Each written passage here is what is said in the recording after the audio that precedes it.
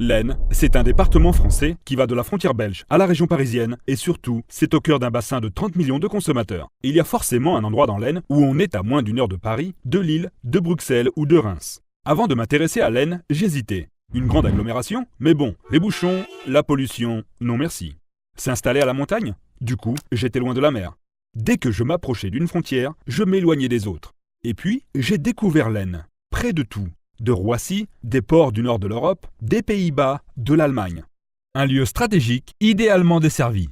Pour le sud, plus besoin de passer par Paris. L'idéal pour s'ouvrir à l'international. D'ailleurs, je me suis vite aperçu que je n'étais pas le seul décideur à être séduit par ses atouts. Il y a plus d'une centaine d'entreprises à capitaux étrangers.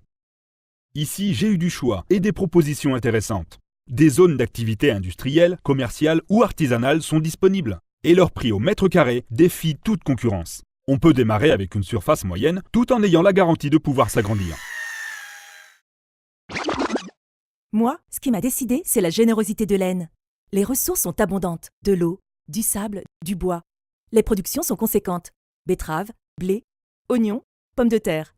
2 AOC, le champagne et le maroilles. Et comme je suis dans le secteur de l'agroalimentaire, il n'y a pas photo. Et c'est la même chose pour d'autres secteurs d'activité. Cosmétiques, parfumerie, chimie, mécanique, conditionnement. À cela s'ajoute une offre de services de proximité complète. Je comprends mieux pourquoi de grandes marques ont choisi de s'implanter ici. La générosité, c'est aussi l'accueil et l'accompagnement qui m'ont été proposés tout au long de mon projet. Les chambres consulaires, Aisne Développement et les collectivités travaillent main dans la main pour nous aider à réussir. Trouver la meilleure implantation, optimiser les financements, simplifier les démarches. Moi, ce qui m'a impressionné, c'est l'engagement des gens qui travaillent ici. Non seulement les compétences, mais aussi la capacité d'adaptation des femmes et des hommes de ce département. Je peux vous citer des exemples d'entreprises où des salariés sont passés de la confection à la maroquinerie de luxe. D'autres se sont mises à l'anglais. D'autres encore qui ont su évoluer pour que leur entreprise reste leader sur son marché. Ou même de ces nombreux artisans d'art au service du patrimoine, dont certains sont meilleurs ouvriers de France. Dans les CFA, dans les écoles, dans les universités, c'est rassurant de savoir où trouver les collaborateurs de demain. Une manière de puiser les compétences à la source et de constituer un capital humain à forte valeur ajoutée.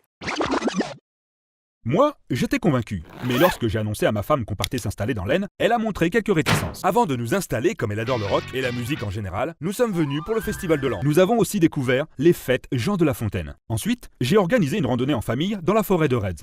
C'est elle qui a proposé qu'on passe un week-end ensemble dans un gîte très sympa qu'elle avait déniché sur Internet. Et petit à petit, quand elle a vu les possibilités d'études pour les enfants, la qualité de vie et la maison qu'on pouvait s'offrir pour le prix d'un studio à Paris, elle m'a pressé de boucler mon projet pour s'installer au plus vite.